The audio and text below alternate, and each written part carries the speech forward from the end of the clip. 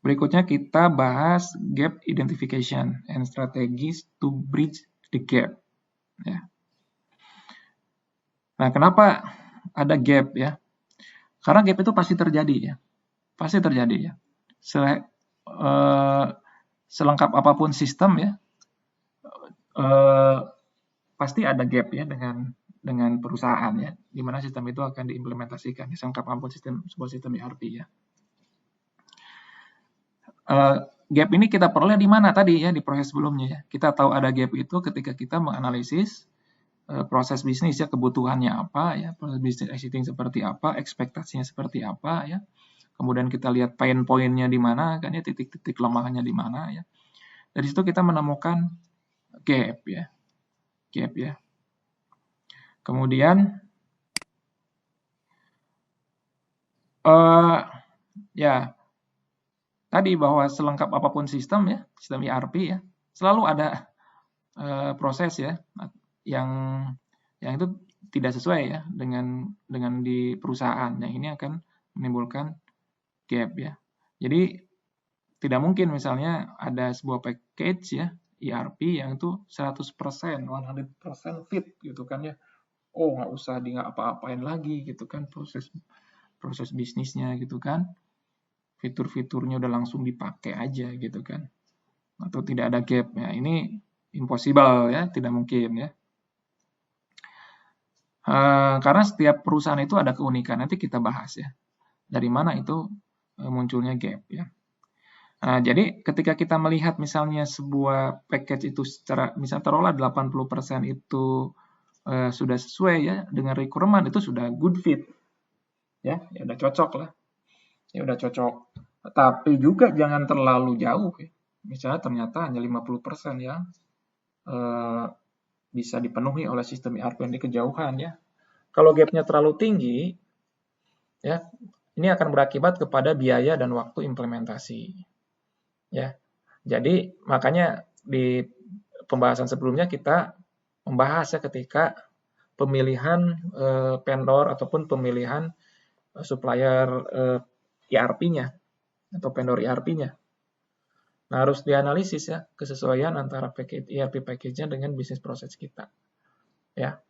Kalau misalnya gap-nya terlalu tinggi berarti tidak cocok ya. Kita harus memilih software yang lain ya, package ERP package yang lain ya. Tapi juga tadi ya jangan terlalu berharap bahwa 100% juga terpenuhi karena tidak mungkin ya. Seperti itu. Nah, ketika di angka 80% ya menurut beberapa analis ya itu sudah cukup ya. Tapi kalau misalnya lebih tinggi lebih bagus 90%, misalnya 85%.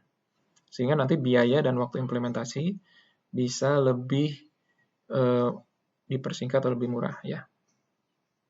Nah, kenapa muncul gaps ya? Nah, kita bisa melihat ada 5 tipe ya gaps ya. Pertama functionality gap ya, kedua interface gaps ya, yang ketiga user experience, kemudian reports ya, dan yang kelima adalah conversion gaps. Nah, ini kita bahas satu-satu. Yang pertama functionality gap ya. Functionality gaps ini bisa jadi alasannya pertama ya. ERP itu support prosesnya ya. Tapi perusahaan itu untuk proses itu beda dengan sistem ERP. Seperti itu ya. Tanpa ada misalnya alasan khusus. Artinya di sini ya bisa aja nanti proses tersebut itu bisa disesuaikan dengan sistem ERP-nya, gitu ya. Karena berbeda misalnya kalau misalnya kita lihat yang alasan yang kedua, perusahaan ERP support ya, perusahaan juga ada proses itu ya, tapi itu menjadi kekhasan perusahaan. Jadi for a particular reason, ya. Nah, kalau kondisinya seperti yang kedua ini, bisa jadi ya ERP-nya yang harus menyesuaikan. Ya, ERP harus menyesuaikan dengan fungsionalitas yang diharapkan oleh perusahaan. Ya, seperti itu ya. Karena dalam implementasi itu ada dua kutub kan ya. di mana kita harus mengelolanya dengan baik. Yang pertama ya, apakah sistem ERP itu disesuaikan dengan proses bisnis perusahaan ya, atau proses bisnis perusahaan yang disesuaikan dengan sistem ERP ya. Nah, disinilah muncul gap ya yang harus kita maintain ya. Kalau kasusnya yang pertama ya, disarankan proses bisnis perusahaan yang mengikuti ERP ya. Kalau kasusnya seperti yang kedua, maka proses bisnis yang di ERP itu yang disesuaikan dengan proses bisnis di perusahaan. Nah, bagaimana cara proses bisnis ERP itu disesuaikan dengan proses bisnis di perusahaan, nanti kita bahas di materi berikutnya. Kemudian yang ketiga, ERP itu tidak mendukung proses tersebut, jadi memang tidak ada. Ada sebuah proses bisnis di perusahaan ya, itu tidak ada di sistem ERP, tidak didukung. Biasanya itu untuk industri-industri tertentu yang khas, ya khas gitu kan. Artinya apa ya? ERP mau tidak mau harus mengembangkan ya sistemnya untuk menjalankan proses bisnis tersebut. Nah, pada beberapa hal kalau misalnya proses bisnis tersebut itu dianggap memang bagus ya, itu bisa dijadikan proses bisnis standar. Itu diadopsi oleh software ERP-nya. Ya, pernah ada pengalaman implementasi itu ya, ada suatu proses jadi di ERP itu tidak ada, di perusahaan itu ada. Ini menjadi kekhasan perusahaan misalnya ya. Nah, itu tidak pada rilis berikutnya ya, di software ERP itu proses yang semula tidak ada itu diadopsi jadi package ya. Jadi masuk ke software ERP-nya gitu kan. Nah, kemudian yang keempat ya, jadi ERP-nya itu tidak mensupport proses tersebut ya, karena itu sudah ada di aplikasi yang lain. Nah, gitu ya. Jadi kalau misalnya kalau mau bisa fitur atau fungsi-fungsi tersebut ya harus install juga atau implementasi juga aplikasi yang lain. Seperti itu misal ada misalnya aplikasi terkait SCM planning ya situ. Nah, itu lebih expand ya dibanding yang ada di ERP.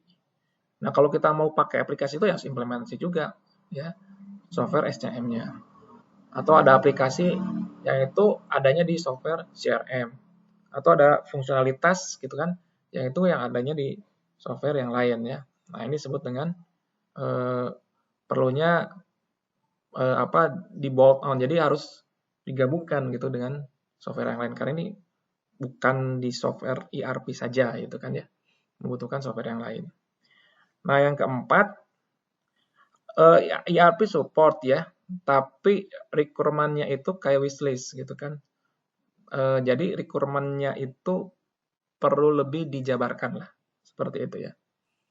Perlu lebih dijabarkan ya, jadi ERP itu nanti bisa terukur lah ya bagaimana memenuhi requirement tersebut. Misal ERP should provide the end-to-end visibility, gitu kan ya.